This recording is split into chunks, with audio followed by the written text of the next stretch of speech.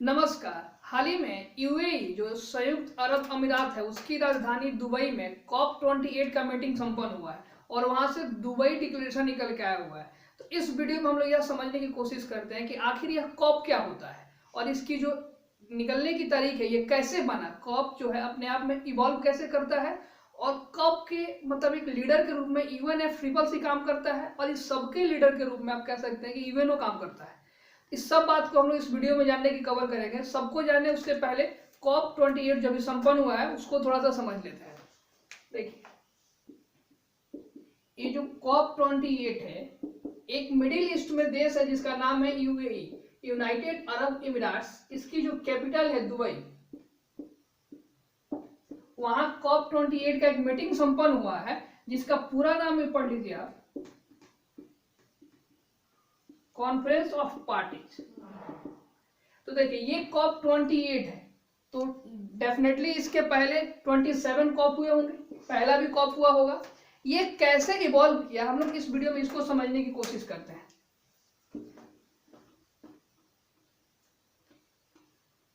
देखिए, एक शब्द है जो हमेशा सबसे ज्यादा मीडिया में अगर चर्चित कोई वर्ड है तो ये शब्द है क्लाइमेट चेंज। क्लाइमेट चेंज और ग्लोबल वार्मिंग ऐसा टॉपिक है जिसपे अगर 10 घंटा का भी लेक्चर दिया जाए तो ये कम पड़ जाएगा। बट बेसिक आप ऐसा समझ लीजिए, जो दुनिया की क्लाइमेट है उसमें मेजर चेंज हो जा रहा है, उसी को हम लोग क्लाइमेट चेंज रेफर कर रहे हैं। और ये जो चेंज है मेनली 1970 से दुनिया के जितने भी डेवलप देश है उस तरफ इनका ध्यान जाना शुरू होता है। और इससे रिलेटेड पहली बार 1972 में स्टॉकहोम सम्मेलन होता है, स्टॉकहोम कॉन्फ्रेंस होता है। और इस कॉन्फ्रेंस में पहली बार यह रियलाइज किया गया कि पूरी दुनिया की कलेक्टिव एक रिस्पॉन्स होना चाहिए, जहां सारी दुनिया की सरकारें मिलकर यह कोशिश करेंगी कि हम लोग क्लाइमेट चेंज को रोकें। देखिए, यह एक ऐसा शब्द है जिसको रोका नहीं जा सकता, इसका होना तय है। But as a human being अगर पूरी पृथ्वी को लिया जाए तो हम लोग इसमें यही कर सकते हैं कि इसकी जो स्पीड है उसको हम लोग कम कर सकते हैं। जैसे इसको एग्जांपल से समझा जाए कि अगर किसी इलाका में बाढ़ आने वाली है तो इसकी पूरी पॉसिबिलिटी है कि वहां की सरकार उस बाढ़ को नहीं रोक सकती है, लेकिन सरकार क्या कर सकती है कि उस बाढ़ से होने वाले नुकसान और उसकी जो क्षतिपूर्ति है उसको कम करने का प्रयास कर सकती है। ठीक इसी तरह स्टॉकहोम सम्मेलन में एक बॉडी का गठन किया गया जिसका नाम है यूनेप। इसका पूरा नाम मैं ऊपर लिख देगा,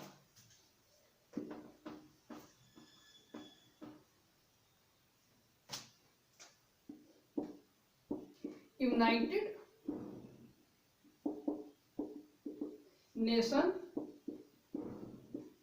एनवायरमेंट प्रोग्राम। इसकी जो हेडक्वार्टर है यह अफ्रीका का एक देश है केन्या, जिसकी राजधानी है कैपिटल है नैरोबी। वहां इसकी क्या है, हेडक्वार्टर है। और इस सम्मेलन में कहा गया कि जो 1972 का सम्मेलन है इसके ठीक 20 इयर्स बाद पूरी दुनिया के लीडर एक साथ मिलेंगे और हम लोग फिर देखेंगे कि यहाँ जितने हम लोगों ने अपने आप का एग्रीमेंट किया है क्या उसको हम लोग अच्छे से फॉलो कर पा रहे हैं, क्या हम लोग जो क्लाइमेट चेंज की लड़ाई है उसमें अच्छे योगदान दे पा रहे हैं कि नहीं दे रहे। कहने का मतलब यह था कि ये निर्धारित हुआ स्टॉकहोम सम्मेलन में कि देन 20 साल बाद हम लोग मिलके और अपने द्वारा लिए गए डिसीजन को रिव्यू करेंगे। और 20 साल बाद जो सम्मेलन होता है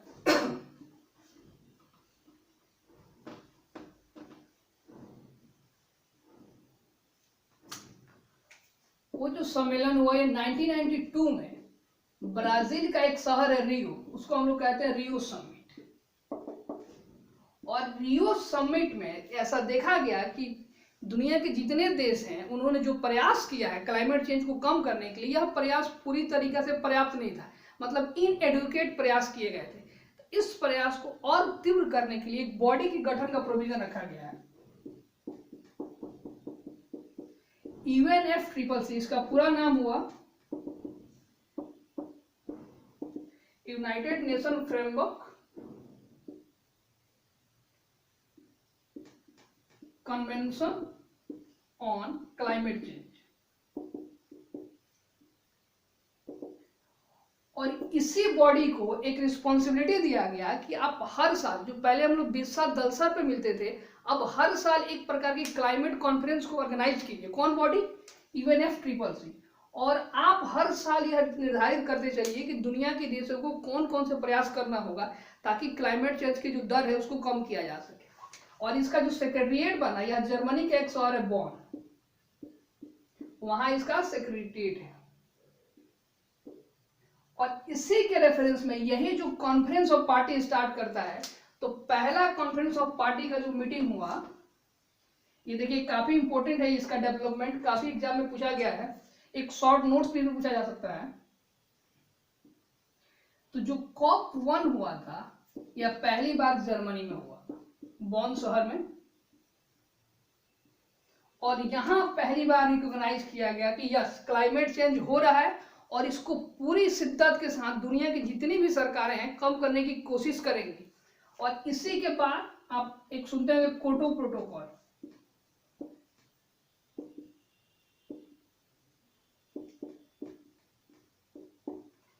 ये क्योटो प्रोटोकॉल जो है, यह जापान का एक शहर है क्योटो, वहां एक संपन्न हुआ। तो ये कौन सा सम्मेलन था?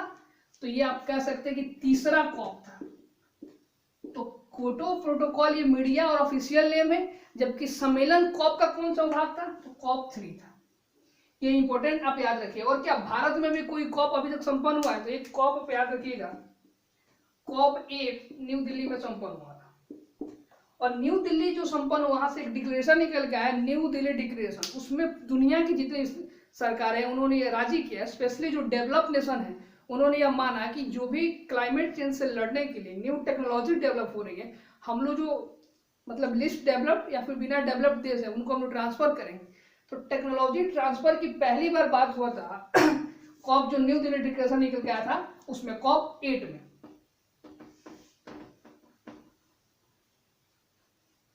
और पूरे COP, अभी तक जितने COP हुए उसमें अगर कोई सबसे फेमस COP है तो आपको याद रखना है COP21, जो फ्रांस की कैपिटल पेरिस में हुआ है। और यहां से निकल के आया पेरिस एग्रीमेंट। और अभी तक जितने भी COP हुए उनमें सबसे फेमस क्या है? पेरिस का जो पेरिस एग्रीमेंट निकल गया। उसमें यह कहा गया कि दुनिया के जितने भी देश हैं, इंक्लूडिंग, देखिए होता क्या है, क्लाइमेट चेंज जो होता है उसमें सबसे बड़ा जो योगदान है दुनिया का भी डेवलप्ड देश, आप मेनली कह सकते हैं ग्लोबल नॉर्थ, एक जियोपॉलिटिक्स के लैंग्वेज में यूज किया जाने वाला शब्द है ग्लोबल नॉर्थ, जिसमें कहा जाता है कि दुनिया के जितने डेवलप्ड नेशन है उनका सबसे ज्यादा भूमिका है क्लाइमेट चेंज में। इसमें कहा गया कि NDC यानी कि नेशनली डिटरमाइंड कंट्रीब्यूशन, यानी जितने भी अभी डेवलपिंग स्टेज में देश हैं वो लोग क्या करेंगे कि अपने स्तर पर, मतलब वो कितना प्रयास कर सकते हैं खुद से, या प्रयास करेंगे। और जितने डेवलप देश हैं वो एवरी ईयर $100 बिलियन किसको देंगे? तो दुनिया के जितने डेवलपिंग देश है उनको डेवलप नेशन देंगे पैसा, ताकि वो लोग अपने आप को क्लाइमेट चेंज की तरफ मूव करें और क्लाइमेट रेजिलिएंट खुद को बना पाए, अपने देश में उस प्रकार की इंफ्रास्ट्रक्चर डेवलप कर पाए। इसी सम्मेलन में ISA का गठन हुआ, ISA इंटरनेशनल सोलर अलायंस, जिसकी वर्तमान में 100 से ज्यादा मेंबर हो गए। और इसके फाउंडिंग मेंबर में इंडिया और फ्रांस थे। तो ये सबसे फेमस क्या रहा है? क्लाइमेट चेंज रहा है, COP21 पेरिस एग्रीमेंट। इसके बाद आप देखिए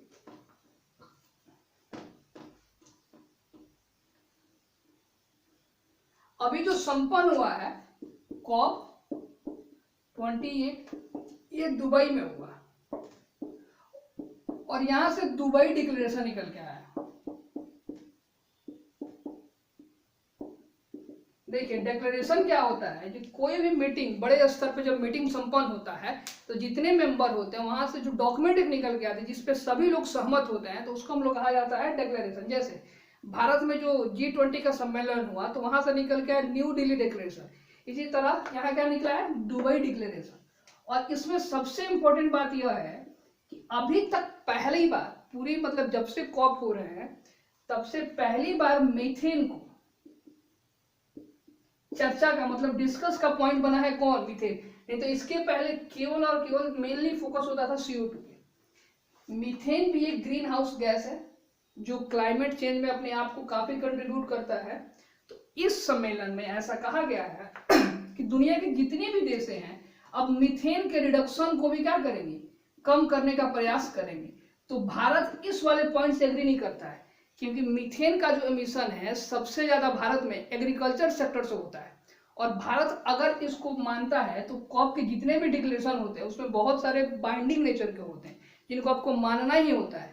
तो भारत ने बोला कि हम इसको नहीं मानेंगे, क्योंकि हमारे यहाँ जो मेनली मीथेन निकलता है वो सबसे ज्यादा एग्रीकल्चर से निकलता है, और भारत की आज भी लगभग आधा से ज्यादा आबादी एग्रीकल्चर सेक्टर पर लगी हुई है। इसलिए भारत सरकार का कहना है कि हम लोग मीथेन के कंट्रीब्यूशन को कम करने का प्रयास तो डेफिनेटली करेंगे, बट मैं एक तरह से लीगली डॉक्यूमेंट पे साइन नहीं करूंगा जहां मैं पूरी तरीके से बाउंड हो जाऊंगा इसको फॉलो करने के लिए। ये निकल गया। प्लस ये भी कहा गया कि जितने भी देश हैं एनुअली 100 बिलियन डेवलपिंग नेशन को देंगे, जो वादे किए थे और टाले जा रहे थे उसमें कार्य कब टालेंगे नहीं, उनको देना ही होगा और देंगे। तो ये था रिसेंट डेवलपमेंट। और देखिए याद रखिए ये COP 28 है, तो COP 29 भी होगा। एक बेसिक पूछा जा सकता है, COP जो 29 होगा ये अजरबैजान की राजधानी बाकू में होने वाला है, जो 2024 में संपन्न हुआ। तो ये रिसेंट डेवलपमेंट था। इससे अगर कोई और डेवलपमेंट आती है तो हम लोग कवर करने की कोशिश करेंगे। आप इस वीडियो को देखिए और चैनल को सब्सक्राइब कर दीजिए। Thank you.